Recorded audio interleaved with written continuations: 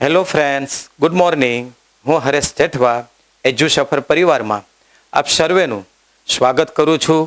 આપ અમારી યુટ્યુબ ચેનલને સબસ્ક્રાઈબ કરવાનું ભૂલશો નહીં અને સબસ્ક્રાઈબ કર્યા બાદ બેલ જેવી નિશાની પર ક્લિક કરવાનું જરા પણ ભૂલશો નહીં. આપના પ્રતિભાવો અમે જે વિડીયો મૂકીએ છીએ એમાં મળતા જ રહે છે. અમે દરેક વખતે અમારા હવે પછીના વિડીયોમાં જે કાંઈ આપના સૂચનો આવે છે એ સૂચનોને સ્વીકારી અને અંગ્રેજી વિષયના સંદર્ભમાં તમને વધારેમાં વધારે સરળ કેમ બને એ માટે અમે પૂરતા પ્રયાસો કરીએ છીએ. મિત્રો, ગયા વિડીયોની અંદર મેં આપને વર્બ ફોર્મ વિશે માહિતી આપેલી હતી. વર્બ ફોર્મ્સ ટોપિક ખૂબ જ અગત્યનો છે. વર્બ ફોર્મ્સની અંદર ક્રિયાપદના રૂપો આવે છે.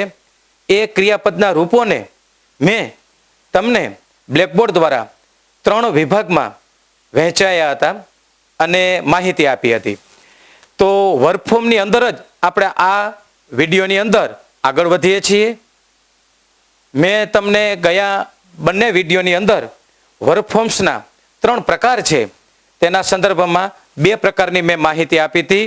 આપણે ફરી એક વખત એને રિપીટ કરી લઈએ ઝડપથી. વર્બ ફોર્મ્સની અંદર ક્રિયાપદના રૂપો છે એમાં મુખ્ય 3 પ્રકાર આવે છે.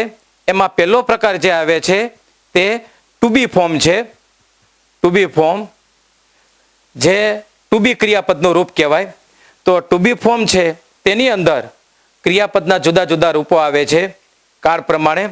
તો એની અંદર ટુ બી ફોર્મની અંદર એમિઝાર, વોઝ વેર, શેલ બી અને વિલ બી એ જ્યારે એકલા વપરાશે ત્યારે મુખ્ય ક્રિયાપદ તરીકે વપરાય છે અને જ્યારે એ ચાલુ કાળમાં વપરાય છે ત્યારે તે સહાયકારક ક્રિયાપદ તરીકેનું કામ કરે છે. આટલી બાબત આપણે ચોક્કસ યાદ રાખીએ. પછી બીજો પ્રકાર વર્બ ફોર્મની અંદર મેં તમને ટુ હેવ ફોર્મ તેના વિશે માહિતી આપી હતી. તો ટુ હેવ ફોર્મ છે તેના 2 ઉપયોગ આપણે યાદ રાખીશું. એ વિડીયોની અંદર મેં તમને વ્યવસ્થિત રીતે બધી માહિતી આપી છે.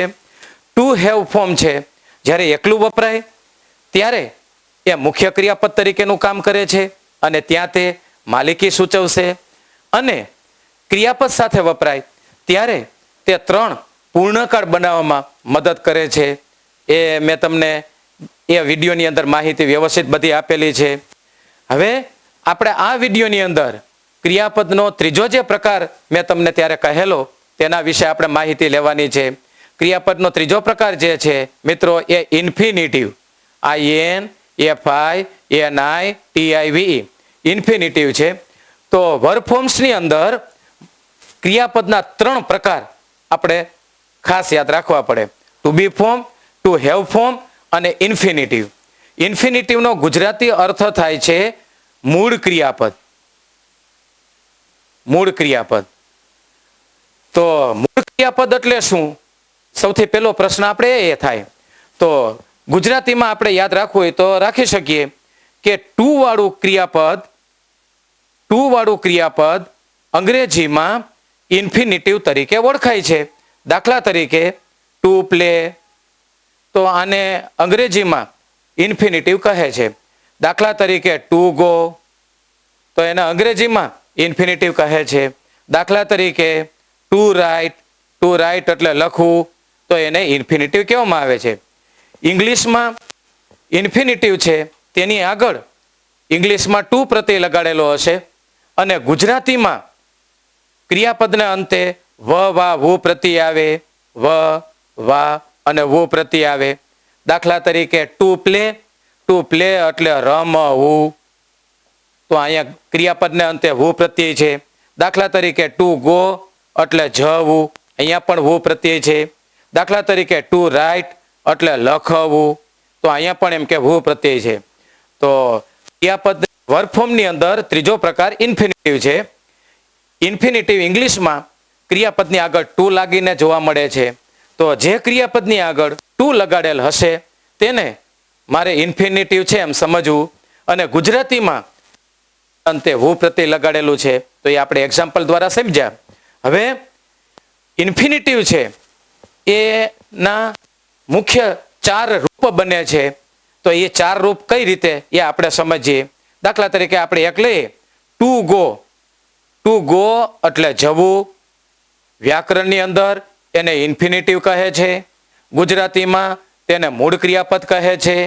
અને તેની આગળ આપણે અંગ્રેજીમાં ટુ લગાડેલું છે અને ગુજરાતીમાં વુ પ્રત્યય લગાડેલું છે. તો આટલી વાત ક્લિયર થઈ ગઈ. હવે કોઈ પણ ઇન્ફિનિટિવ છે મિત્રો, એના 4 રૂપ બને છે. તો આપણે 4 રૂપ સમજી લઈએ. ટુ ગો છે તેના પરથી પેલું રૂપ છે એ V1 કહેવાય. V1 ની અંદર 2 રૂપ આવશે. ટુ ગો ઉપરથી દાખલા તરીકે આપણે સમજવું હોય તો સમજી શકીએ. ટુ ગો ઉપરથી ગો અને ગોઝ. ગો અને ગોઝ. તો એને વ્યાકરણની અંદર ટૂંકમાં અત્યારના ગ્રામર પ્રમાણે V1 કહેવાય. પછી ટુ ગો ઉપરથી ક્રિયાપદનું બીજું રૂપ બને છે એ V2 કહેવાય છે. V2 નું આપણે એમ કે ટુ ગો ઉપરથી રૂપ બનાવવું હોય તો કહી શકીએ કે વેન્ટ. તો વેન્ટ છે એ વ્યાકરણની અંદર V2 કહેવામાં આવે છે. પછી ટુ ગો છે એનું ત્રીજું રૂપ છે એ V3 છે. તો આપણે ટુ ગો ઉપરથી ક્રિયાપદનું ત્રીજું રૂપ બનાવવું હોય તો ગોન બનશે, જીવો એની. પછી ટુ ગો ઉપરથી ક્રિયાપદનું ચોથું રૂપ બને છે એ V4 છે. દાખલા તરીકે ટુ ગો ઉપરથી V4 બનાવવું હોય તો ગોઈંગ બનશે. તો આપણે પહેલી વાત એ ધ્યાનમાં રાખી લ્યો કે ઇન્ફિનિટિવ મૂળ ક્રિયાપદ અંગ્રેજીમાં આગળ ટુ લગાડેલું હશે અને ગુજરાતીમાં વુ. હવે એ ઇન્ફિનિટિવના 4 રૂપ છે. પેલું રૂપ ટૂંકમાં V1 તરીકે ઓળખાય, બીજું રૂપ V2 તરીકે ઓળખાય, ત્રીજું રૂપ V3 તરીકે ઓળખાય અને ચોથું રૂપ V4 તરીકે ઓળખાય છે. આ 4 રૂપ છે એ 4 રૂપ 12 કાળની અંદર વપરાય છે. તો જો તમે આ 4 રૂપ પાયાના છે એ તમે જાણી લ્યો તો 12 કાળમાં ક્રિયાપદના 4 જ રૂપ વપરાય છે. તો ત્યાં તમને સમજવામાં જરા પણ તકલીફ ન પડે. આ અંગ્રેજી શીખવામાં ક્રિયાપદના આ રૂપ છે એ પાયાનું સ્થાન ધરાવે છે. તો ફરી એક વખત આની અંદર થોડીક ડિટેલમાં હજી માહિતી આપીએ. V1 આપણે કેવું હોય તો કહી શકીએ કે આમ પેલું રૂપ છે એ સાદા વર્તમાન કાળમાં વપરાય. એટલે આપણે એને અહીંયા એમ કે છે ને મૂળ ક્રિયાપદ તરીકે એને ટૂંકમાં આપણે માહિતી આપીએ. પણ અહીંયા મૂળ ક્રિયાપદ એટલે ટુ વગરનું. પછી V2 છે એને આપણે એમ કે ભૂતકાળનું રૂપ કહેવાય, ભૂતકાળનું રૂપ. V3 છે એને અહીંયા ટૂંકમાં ભૂત કૃદંતનું રૂપ કહેવામાં આવે છે. અને V4 છે એને ING રૂપ કહેવામાં આવે છે. તો એ થોડીક વિશેષ એમ કે તમે માહિતી યાદ રાખી શકો છો. ફરી એક વખત ઇન્ફિનિટિવ મૂળ ક્રિયાપદ, મૂળ ક્રિયાપદ ઉપરથી ક્રિયાપદના 4 રૂપ બને છે. પહેલું રૂપ V1 જે મૂળ ક્રિયાપદ, એની અંદર 2 રૂપ આવે છે. એક તો S અને S વગરનું, S અને S વાળું. બીજું રૂપ V2 જેને ભૂતકાળનું રૂપ કહેવાય છે. એમાં જુદા જુદા પ્રત્યયો લગાડવાથી બને ડી, ઈડી અથવા અનિયમિત. ત્રીજું રૂપ છે એ ભૂતકૃદંત છે, જેમ એમાં પણ અનિયમિત રૂપ આવી જાય, એમાં પણ ડી, ઈડી પ્રત્યય લાગતું હોય.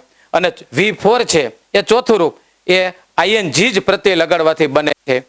તો હજી થોડાક ઇંગ્લિશ શબ્દો આપણે યાદ રાખી લઈએ. ક્રિયાપદનું જે પહેલું રૂપ છે V1 જેની અંદર 2 રૂપ આવે છે, S અને S વગરનું અને S અને S વાળું.